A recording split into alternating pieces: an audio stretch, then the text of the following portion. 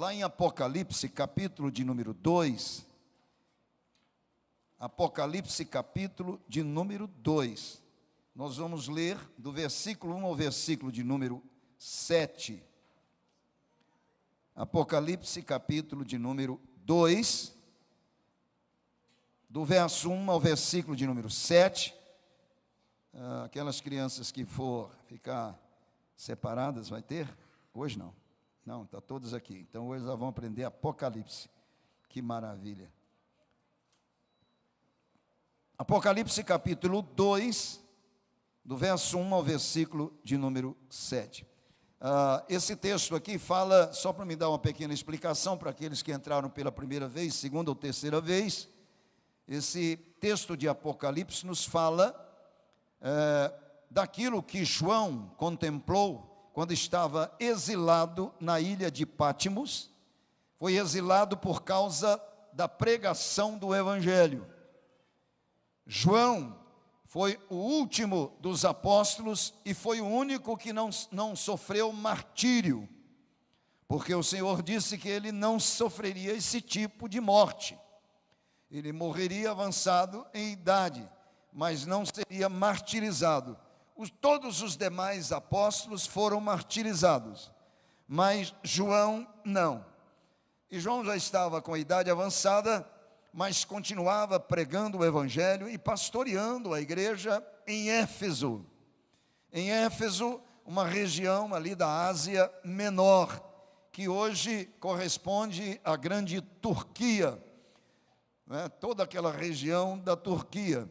Então, ele foi preso por causa do Evangelho e foi levado para esta ilha, que não fica longe de Éfeso, uma média de 80, parece 60, 80 quilômetros, mar adentro, e vai até a essa ilha, que na época era uma prisão, como Alcatraz foi um determinado tempo. Quem foi lá em Alcatraz? Eu fui. Entrei dentro dela, conheci toda a ilha de Alcatraz. Terrível. Quando você vai visitar Alcatraz, eles te dão todo um aparato, você coloca nos ouvidos, você anda por todas aquelas galerias da prisão, ouvindo o barulho da voz dos presos.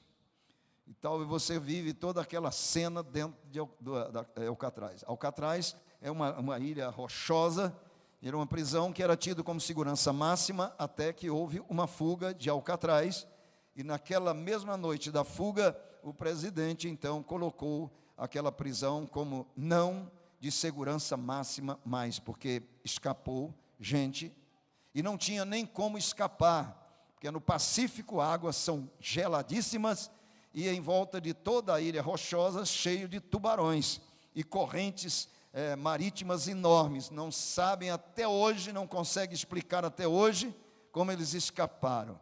Então, essa ilha aqui, para onde foi levado João, era também uma ilha rochosa, que era tida ali como uma prisão, né, prisão de segurança máxima de Roma. Então João foi mandado para a ilha de Pátimos, e ali permaneceu, já envelhecido, e ele pensava que ali tinha terminado a sua carreira, né, servindo ao Senhor, mas não, porque ali o Senhor apareceu a João no primeiro dia da semana. Por certo, João estava orando, meditando no Senhor e tal, e aí o Senhor lhe apareceu glorioso, Jesus ressurreto, magnífico, estupendo, apareceu a João. Foi aí então que Jesus narrou para João e mandou ele escrever essas 7 cartas aos 7 anjos da igrejas na Ásia. E estas 7 cartas representam todos os tempos da igreja. Os tempos da igreja até a última que nós estamos vivendo agora, que é a igreja de Laodiceia. Então o momento que nós estamos vivendo é o momento da igreja de Laodiceia, mas representa a igreja em todos os tempos, e representa a igreja num sentido particular, porque eu e você é uma igreja. E depois de o Senhor ditar estas cartas aos pastores, aos anjos dessas igrejas, ele então revela para João o Apocalipse, tudo o que viria a acontecer depois do período da igreja, que entra a tribulação, uma grande tribulação, o aparecimento do anticristo, o arrebatamento da igreja, e depois o reino milenial ou milenar de Cristo, e depois o juízo final. Então o que nós vamos analisar a partir de agora são estas cartas a estas igrejas. Éfeso era um grande centro comercial, né? Havia um porto muito grande, e ali era um lugar de muito comércio. Enfim, vamos ver aqui, conhecer Éfeso. Capítulo 2, do versículo 1 ao versículo de número 7, é a carta. E o Senhor disse ao anjo da igreja em Éfeso. Ao anjo significa ao pastor, ao dirigente da igreja. Então Jesus fala logo com aquele que dirige, aquele que é responsável. Ao anjo da igreja em Éfeso, escreve. E ele diz: estas coisas diz aquele que conserva na mão direita as 7 estrelas, e que anda no meio dos 7 candeeiros de ouro. Então 7 estrelas, as estrelas significam os anjos da igreja, os pastores. Ele está dizendo: eu tenho todos eles nas minhas mãos. Aí você pode dizer assim: não, mas ele está falando dos pastores das igrejas da Ásia. Não, aqui é que está o princípio de Deus, princípio imutável. Deus tem todos os pastores, toda a liderança, todos aqueles que ele levanta nas suas mãos. E ele diz o seguinte: e anda no meio dos 7 candeeiros. Candeeiro significa a igreja, as congregações. Então ele está no meio desses candeeiros. Ele anda, ele sonda todas as coisas. E ele diz: conheço as tuas obras, tanto o teu labor como a tua perseverança, e que não podes suportar homens maus, e que pusestes à prova os que a si mesmos se declaram apóstolos e não são, e os achaste mentirosos. Tens perseverança e suportastes provas por causa do meu nome, e não te deixaste esmorecer. E aí vem a reprimenda: tenho, porém, contra ti que abandonaste o teu primeiro amor. Lembra-te, pois, de onde caíste, arrepende-te e volta à prática das primeiras obras. E se não, venho a ti e moverei do seu lugar o teu candeeiro. Vou remover, eu vou dissipar esta congregação, caso não te arrependas. Tens, contudo, a teu favor que odeias as obras dos nicolaítas, as quais eu também odeio. Quem tem ouvidos, ouça o que o Espírito diz às igrejas. Ao vencedor, dar-lhe-ei que se alimente da árvore da vida que se encontra no paraíso de Deus. Podeis assentar. Segundo o comentarista, diz aqui que Éfeso era uma cidade no continente, a 5 quilômetros de distância do mar. Mas a ampla desembocadura do rio Caister permitia acesso e favorecia a existência do maior porto da Ásia Menor. 4 grandes vias comerciais passavam por Éfeso. Então era uma cidade importante. Era uma cidade que se tornou conhecida como portão de entrada para a Ásia. Outra coisa, era o centro de culto de Artemis. No grego, Artemis, mas romano, Diana. Então era o lugar onde se cultuava Artemis ou Diana, depende da língua em que se falava. E o templo de Diana ou de Artemis, era conhecido como uma das 7 maravilhas da época. Então era algo maravilhoso, estupendo esse templo desta deusa, dessa deusa Diana aqui, ou Artemis, como queira. E Paulo ministrou aqui nesta igreja, apóstolo Paulo, por 3 anos. E outros dizem 3 anos e meio. Ele ministrou, isso está registrado em Atos dos Apóstolos.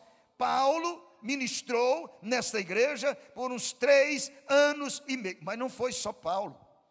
Sabe quem mais dirigiu esta igreja? Timóteo dirigiu esta igreja. Tíquico dirigiu esta igreja. E o apóstolo João. Todos eles dirigiram e serviram nesta igreja aqui de Éfeso. Então veja a importância desta igreja aqui. E o apóstolo João servindo aqui na igreja, ele estava em Éfeso quando ele foi preso. Foi preso aí por Domiciano, grande imperador, e ficou exilado a 80 quilômetros nessa ilha chamada Ilha de Patmos. Quer dizer, um lugar terrível. Então, só para os irmãos entenderem que esta Éfeso não era qualquer coisa.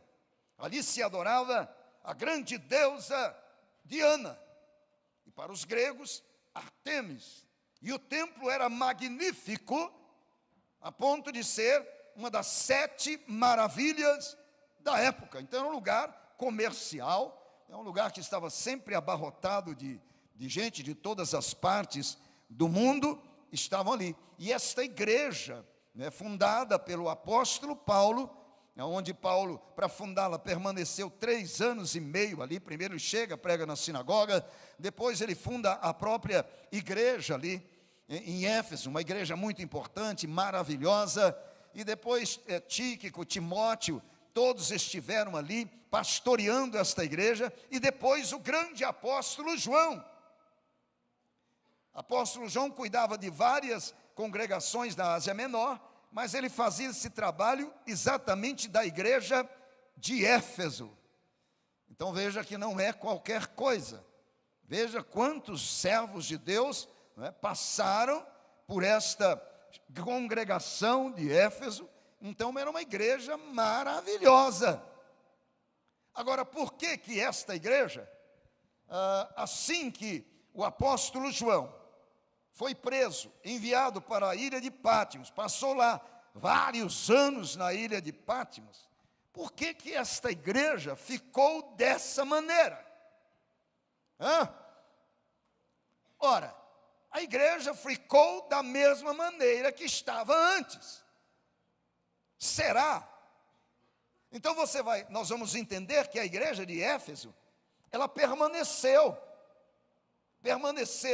da mesma maneira que era antes. Mas então por que Jesus repreendeu a igreja? Exatamente porque antes ela era motivada pelo amor a Cristo Jesus. A motivação dela era Jesus, era o amor a Jesus Cristo. Quando o apóstolo João foi preso e enviado para a ilha de Patmos, passaram muitos anos ali, significa, a igreja continuou fazendo a mesma coisa, mas já não tinha a motivação correta, já não tinha motivação, a sua motivação, que era o amor a Jesus Cristo, perdeu-se este amor e passou a fazer tudo o que a igreja fazia antes, mas de maneira mecânica. Tornou-se um hábito, e a coisa ficou mecânica, significa, toda aquela ortodoxia se tornou algo frio, gélido, e era a mesma coisa. Nós vamos ver que era a mesma coisa, mas não tinha mais aquele fundamento principal. Irmãos, preste bem atenção, porque todo o núcleo aqui dessa carta, a base fundamental desta carta, está exatamente nisto aqui. Continua tudo a mesma coisa, mas a motivação que só Jesus é capaz de ver porque nem mesmo quem está cultuando desta maneira fria, gélida, entendeu? Não consegue perceber que ele está fazendo a mesma coisa, mas perdeu a verdadeira motivação.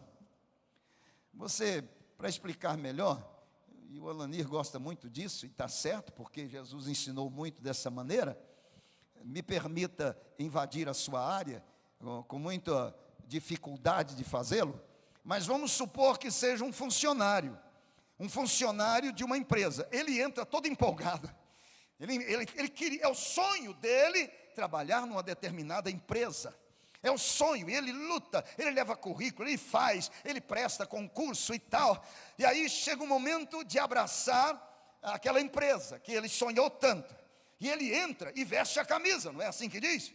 Veste a camisa da empresa. Por quê? Porque ele queria, desejava, era o sonho dele. Então ele começa vestindo a camisa da empresa, fazendo tudo pela empresa, defendendo a empresa, não é? Produzindo para a empresa, e ele vai. Passa alguns anos, ele continua no mesmo pique, mas já tirou a camisa. Ele já não veste mais a camisa, mas continua fazendo. Mas não está com a mesma motivação quando ele entrou.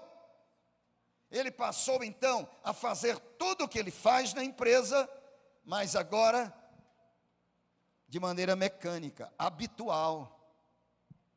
Ele chega, já sabe o que faz, o que vai fazer, já tem o que fazer, sabe como fazer, e vai fazendo, mas de maneira habitual. Perdeu aquela empolgação. Perdeu. Deu para você entender? Ele continua até produzindo na mesma empresa, mas a empolgação que tinha antes de abraçar aquela empresa, trabalhar nela, entendeu?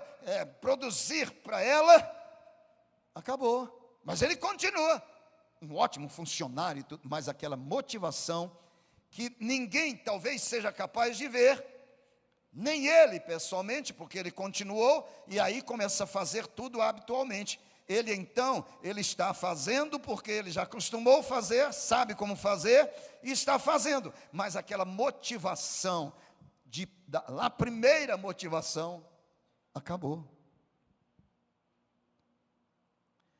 Permita-me usar outro exemplo. O casal. Essa é boa, né, Olane? Essa é boa. Quem está namorando aí? É uma beleza, né? É bom demais. Você olha para essa menina linda e fala assim: papai. Não é não, Tibério? Cuida dela, mano, velho. E aí você olha para ela, linda demais. Essa aí é a mulher com quem me casarei. Amém. E é mesmo, ele vai casar com ela. Entendeu? E não casa não para ver, né? E aí ele vai, é a mulher dos meus sonhos. Quem mais está namorando? Não, você não. Você é namorado mais antigo. Olha lá atrás, olha lá, olha o Calebão lá. O Calebão tá daquele jeito, né, Caleb? Esta é a mulher dos meus sonhos, eu a encontrei aqui no semear. E ela será minha esposa. Que Deus diz amém para vocês. Então, estar namorando é uma motivação, meu irmão. Não tem chuva, não tem distância, não tem, sabe? Faz tudo. Sai debaixo de chuva, pega a Uber, o carro quebra e toca o pneu rindo. Rapaz, você não falou nada, olha lá, o sorrisão dela de lá. Aí é o seguinte, mas peraí, vai dar tudo certo. Então o que acontece? Essa motivação, essa empolgação, parece que esse amor que estraçalha o coração, só de pensar, Quando está chegando perto do aniversário, é uma loucura, que darei a ela, que darei, que darei, que darei, até a hora, Deus me ajuda, Senhor, ajuda-me a comprar um presente, que darei, quer dar o melhor, o melhor, o melhor, escuta, ele não aguenta esperar chegar a hora, ele está doidinho para presenteá-la, ver o sorriso nos lábios dela, dar um abraço e tudo mais, é a minha amada. Aí vem um tchan, tchan, tchan, tchan, casa.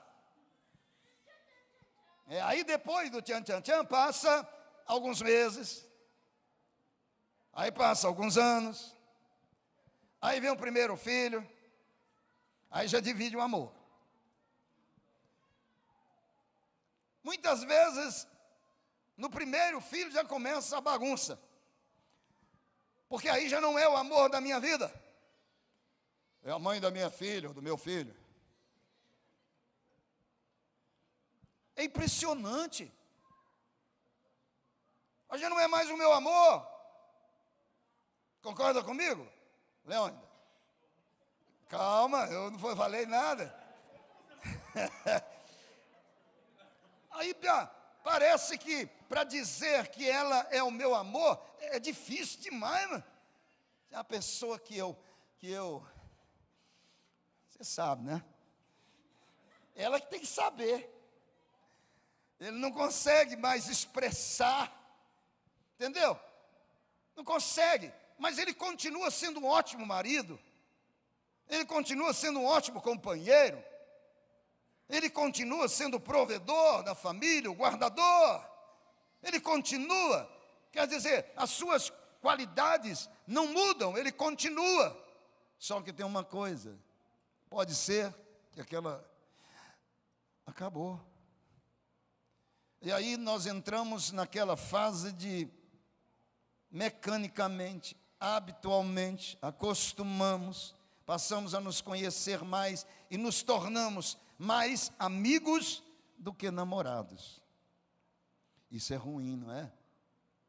É por isso que todos os estudos para casais sempre se voltam. Vamos renovar, vamos restaurar aquilo que perdemos. Vamos lembrar de quando ela era novinha, que era a sua namorada, porque você também envelheceu e ficou feio. Vamos lembrar para que a gente possa retornar àquele momento e tal. Sabe o que Jesus está dizendo? É isso aqui nessa carta. Vocês continuam sendo a mesma coisa, mas perderam o principal, que é o amor. Não, mas continua, parece que demonstrando que é amor, mas não é mais amor, mas continua parecendo ser amor, mas não é mais amor, já é uma espécie de afeto, ou companheirismo, ou admiração, não é? Respeito. Entrou nessa fase de respeito, de admiração e tudo mais, de afeto, mas de amor, não.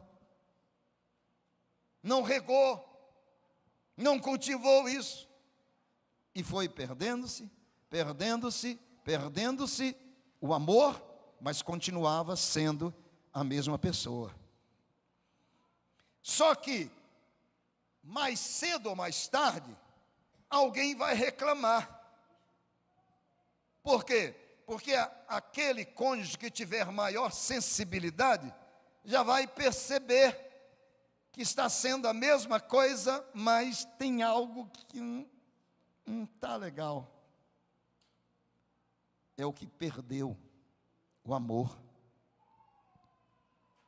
O amor. Então é algo assim muito sério. A reprimenda que o Senhor faz, eu usei isso de exemplo, para os irmãos entender o porquê que isso aqui é tão importante. Porque para Deus não é o você servi-lo. O importante para Deus não é você continuar sendo o que você foi antes, diante dEle. Não, é o que você está sendo hoje na presença dEle. É isso que move o coração de Deus. Você lê a minha palavra? Leio. Por que você lê? Você ora, continua orando, Senhor. Mas por que você ora? Você comparece à minha presença? Sim, Senhor, eu estou sempre na presença do Senhor. Mas por que você vem? Ele quer saber o que é que está me motivando. Amém, igreja? O que é que está me motivando? Porque não adianta, meu irmão, não adianta, você de repente descobre que alguém está com você, por isso, por aquilo, mas não é porque te ama mais. Isso é bom? Não, isso é horrível.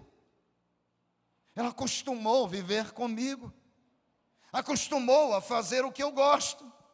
Ele já sabe do que eu gosto, ele antecipa e faz o que eu gosto, mas ele não faz porque me ama, ele faz porque já me conhece, porque ele já sabe, mas não é motivado mais pelo amor, porque o amor traz prazer na alma, o amor move-nos por dentro, de tal maneira que tudo aquilo que nós fazemos, queremos fazer mais, e de maneira diferenciada, porque o amor é que vai dar sabor a tudo isso, é o amor que dá o sabor ao relacionamento, é o amor, amém, igreja, o amor.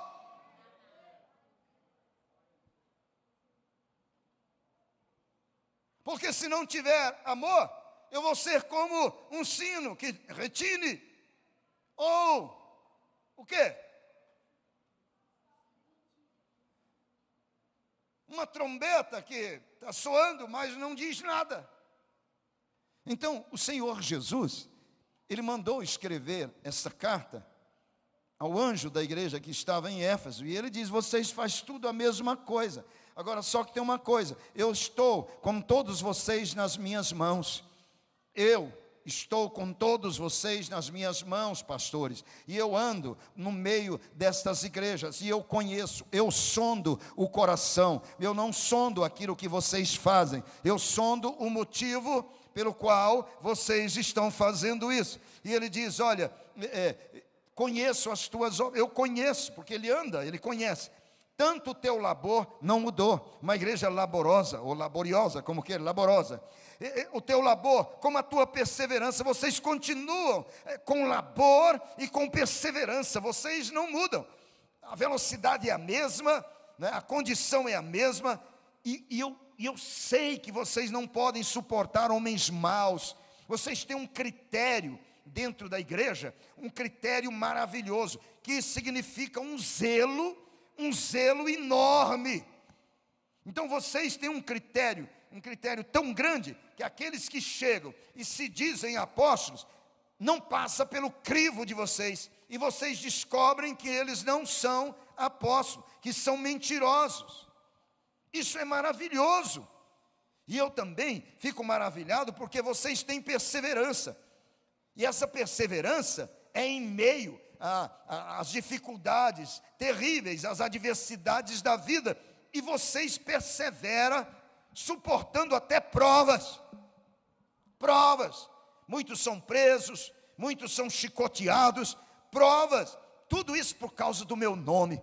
Vocês padecem, sofrem por causa do meu nome, mas nada disso deixa vocês esmurecer. Vocês continuam perseverantes e fazendo com grande labor, e sendo criteriosos, zelosos. Vocês, parece assim que a igreja é fundamental, e vocês fazem isso com zelo pelo meu nome. Pelo meu nome.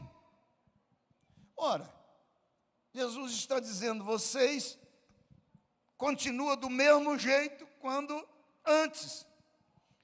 Contudo, com todas estas obras maravilhosas, inclusive, vocês odeiam os nicolaítas, né, os quais eu também odeio, diz Deus. Nicolau, segundo todos os comentaristas da época, os historiadores, esse Nicolau foi o mesmo que foi escolhido como diácono. Só que ele foi escolhido como diácono, mas ele não tinha esta fé perseverante. E ele então cai da fé, e ele se torna esse indivíduo que começa a disseminar, já nessa época, o gnosticismo. Ele começa a disseminar o gnosticismo dentro da igreja, que é aquela crença de que, na verdade, você pode entregar o seu corpo ao pecado, aos prazeres, porque isso não vai atingir o seu espírito interior, só atinge a sua carne. Então você pode aprontar com os desejos da sua carne, que não vai atingir o seu espírito. E aí eles começaram a desacreditar e disseminar que Jesus não veio em carne. Entendeu? Que o Espírito de Deus veio sobre Jesus no batismo, e antes da crucificação, o Espírito saiu. Então começaram a pregar esse tipo de coisa, conduzindo então os irmãos da igreja à licenciosidade, a viver a libertinagem. Esses nicolaítas, seguidores desse Nicolau. E Jesus diz: eu odeio eles e o que eles fazem, vocês também, e nisso eu vos louvo. Tenho, porém, contra ti, que abandonaste o teu primeiro amor. Porque não foi cultivado, o amor não foi cultivado, não lutaram para permanecerem no... Meu irmão, preste bem atenção. O amor a Cristo tem que ser a força motriz para que eu o sirva. Ou deu para você entender? O amor a Jesus tem que ser a força motriz que me leva a servi-lo. Se eu não tiver em mim este amor por Jesus Cristo, tudo que eu fizer será em vão. Tudo.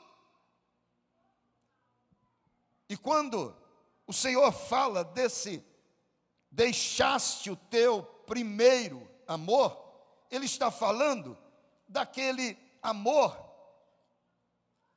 da conversão. Gente, eu fiquei analisando muito isso aqui, mas fiquei lembrando e pensando em mim, e revisando a minha maneira de ser e de servir ao Senhor. Eu lembro da minha conversão. Meu Deus, que coisa maravilhosa! Eu lembro quando eu me converti, eu queria ganhar o mundo inteiro para Jesus Cristo, não tinha dificuldades para mim. Eu saía lá do Dergo e vinha congregar na Avenida Pouso Alto, em Campinas, de a pé. Vinha a pé, voltava a pé, e às vezes eu vinha 2, 3 vezes a pé até Campinas e voltava para cultuar a Deus, um desejo enorme de cultuar a Jesus, de glorificar o nome dEle. Vinha orando, saía orando, voltava orando, fazia trabalho à tarde em outra igreja, pegava o violãozinho, um djengo, eu saía lá do Dergo, ia até na Vila Betel, lá do outro lado, um sol rachando mamona, e eu prazerosamente com o violãozinho, ia até lá, fazia a tarde da bênção, e depois voltava para casa de novo, e depois tomava um banho e voltava novamente para congregar, tudo a pé, um amor. E depois à noite ainda pegava o violãozinho e saía para fazer serenata para os irmãos. Naquela época podia. Saía para fazer serenata para os irmãos. O amor é tudo, feliz é quem ama, não há barreiras para conter sua chama. Então eu saía para fazer serenatas, eu com violãozinho, mas ninguém fazia isso de uma maneira prazerosa, amando Jesus, mas amando profundamente. O problema é que você vai acostumando, não cultiva isso, não cultiva, até chega um momento que você está servindo a Deus, mas não tem nada no coração. Não tem nada no coração para com Ele. E Ele quer que eu o ame, porque Ele me amou primeiro. Ele quer que eu o ame. Ele quer que eu saiba que Ele entregou a sua vida por amor a mim, que Ele me amou primeiro, que Ele me quis, que eu sou importante para Ele, que Ele veio me resgatar, Ele veio me salvar, me levar para a glória, me fazer herdeiro de Deus, co-herdeiro com Ele. Ele veio me fazer herdeiro das bênçãos celestiais em Cristo Jesus. Ele morreu por mim e por você. Onde está o homem deste mundo que não entende que alguém morreu por ele? Jesus, não, mas o nome mais discutido hoje no planeta chama-se Jesus Cristo. É o nome mais falado, mais discutido, mais odiado e o mais amado no mundo inteiro. É Jesus, o Cristo de Deus. Ele é o centro dos debates, Ele é o centro das conferências. Tudo se fala e se discute sobre Jesus. Vai na mídia social, dá uma olhada lá para você ver. É Jesus para todo lado, uns odiando, outros amando, outros escarnecendo, mas Ele está no centro de tudo. Se não é Ele, por que estão discutindo sobre Ele? Se não é Ele, por que estão falando sobre Ele? Se não é Ele, por que estão debatendo sobre Ele? Se não é Ele, por que querem saber mais sobre Ele? Se não é Ele, é porque é Ele. É Ele que morreu, chamou a atenção do mundo inteiro, porque Ele disse: quando o Filho do Homem for pendurado no madeiro, chamará a atenção do mundo todo. Todos sabem que Ele morreu na cruz do Calvário, lá em Jerusalém. Vai lá e você vai ver o lugar onde Ele foi crucificado. Vai lá, você verá o lugar onde Ele foi sepultado, mas não tem ninguém no túmulo. Ele ressuscitou. É Ele. Ele quer que eu o ame por tudo que Ele me fez, porque Ele me amou antes da fundação do mundo. Ele te amou antes da fundação do mundo. Não dá para tratar Jesus de qualquer maneira. Ou é com amor, ou não funciona. Tem que ser por amor a Cristo Jesus. E eu fico por entender porque que tem pessoas que endurecem o coração para Jesus. O que Jesus te fez? Ele te fez algum mal? Jesus te aborreceu? Porventura, Jesus criticou você? Jesus atrapalhou a sua vida? O que Ele fez para você tratá-lo assim? A única coisa que Ele te fez foi te amar. E continua te amando, mesmo que você não o ame. Ele continua a te amar. Então por quê que não querem? Por quê? Porque Jesus vai mudar a vida deles? Jesus muda a vida dessas pessoas para melhor. Para melhor. Jesus muda para melhor. Mas as pessoas parecem que não querem o melhor. Então eu fico pensando, e nós, que muitas vezes, erguemos a cabeça e falamos: não, eu sou servo de Deus, sou servo de Jesus. Mas onde está o amor por mim? Diz o Senhor. E aí, você diz: mas que amor é esse? É esse amor aqui, ó. O amor é paciente. Quem ama é paciente. O amor é benigno. Quem ama pratica o bem. O amor não arde em ciúmes. Quem é ciumento, porque não ama. Eu sou ciumento porque amo. Mentira. Não é ciúme, é paixão. Paixão é obra da carne e mata. Amor não arde em ciúmes. Amor não se ufana, quer dizer, o amor não deixa o indivíduo ficar vaidoso, não deixa o indivíduo ficar com ostentação. Quem ama não ostenta nada, não se ensoberbece, não se conduz inconvenientemente. Quem ama não se conduz de maneira inconveniente, não procura os seus interesses. Quem ama procura o interesse do outro, não se exaspera, não está vivendo essa vida de irritadiço, sempre irritado, não. Quem ama não, e não se ressente do mal. Ele pode ser ofendido, mas ele não vai guardar mal no seu coração. Quem ama não se alegra com a injustiça, não. Então, cometendo a injustiça, isso não traz alegria ao coração de quem ama, mas regozija-se com a verdade. O amor tudo sofre, ele tudo sofre. Por amor ele permanece firme, tudo crê, mas não crê em tudo, mas tudo crê. O amor tudo espera. Não, vai ser bom, deu certo, já deu certo. O amor tudo suporta, sem problema. nem sem problema. Jesus está comigo. O amor jamais acaba. É esse amor. Que se fizermos uma análise sincera de nós mesmos, nós vamos ver que nós temos muito da igreja de Éfeso. Estamos fazendo tudo, estamos até zelosos pelo nome de Cristo, temos um critério na congregação, temos um zelo especial, perseveramos, até sofremos por amor a Cristo, mas a motivação, que é o amor a Ele, já foi. E Jesus diz: lembra-te de onde caíste. Lembra-te daquele momento que vocês faziam tudo por amor a mim. Tudo isso que vocês fazem agora era por amor a mim, mas vocês caíram e nem perceberam que caíram. Então faça uma introspecção, uma autoanálise no meu espírito. E lembra-te de onde caíste e arrepende-te. Ainda há tempo. Jesus está dizendo: ainda há tempo. Ainda há tempo de arrepender. Ainda há tempo de regar o amor. Ainda há tempo de recobrar este amor por mim. Ainda há tempo. Façam isso, porque senão eu virei e vou remover este candeeiro.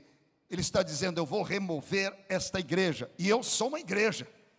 Se eu não me arrepender e voltar à prática do primeiro amor, Ele pode me remover. Você sabe o que significa remover? Morrer. Tirar. Deixar de existir. Portanto, lembra-te de onde caíste e arrepende-te. E volte à prática lá das primeiras obras. Então, era uma igreja criteriosa, com métodos espiritual aguçado para analisar supostos líderes. Isso está lá em 1 Tessalonicenses, nos manda isso. Segundo comentários, essa igreja, durante 40 anos, permanecia fiel à palavra, com motivos corretos, defendendo a reputação do nome de Cristo, mas sem o amor. O ponto crucial está na paixão e fervor. Essa paixão que a igreja tinha, e o fervor que ela tinha, tornou-se uma ortodoxia fria. Perdeu a paixão, perdeu o fervor, tudo se tornou mecânico. Foi quando eles substituíram a pureza doutrinária, a pureza moral, o zelo pela verdade, em lugar do amor de Cristo. Substituíram. Mas o ponto aqui é reflexão, introspecção, arrependimento e volta ao primeiro amor. Quem der ouvidos, diz o Senhor, será um vencedor. Ele vai se alimentar da árvore da vida. Isto é, vida eterna para ele. Amor. Eu estou aqui, por quê? Porque me convidaram. Então, a partir de hoje, quando você vier, você vem por amor. Vou lá porque amo a Cristo. Eu quero Jesus. Eu quero servir a Jesus. Eu quero agradecer a Jesus todos os dias, por Ele estar comigo em todos os meus momentos. Eu quero servir a Jesus, o Cristo. Eu quero ir para a glória com Ele. Eu quero. Amor em primeiro lugar. Porque é do amor que tudo flui. O amor é como um canteiro. E só tem valor o que nasce no canteiro do amor. Se estiver fora, pode ser a mesma planta, mas não tem o mesmo valor. Amor. Cultive o amor. Como que eu posso cultivar o amor? Conheça Jesus. Conheça a Jesus. Não é só pelo nome, e nem o perdão dos meus pecados pela sua morte expiatória. Não, conheça Jesus. Saiba por que ele veio, como ele nasceu. Procure entender por que ele era o mais desprezado. Procure entender por que ele foi esse homem desprezado, rejeitado por todos.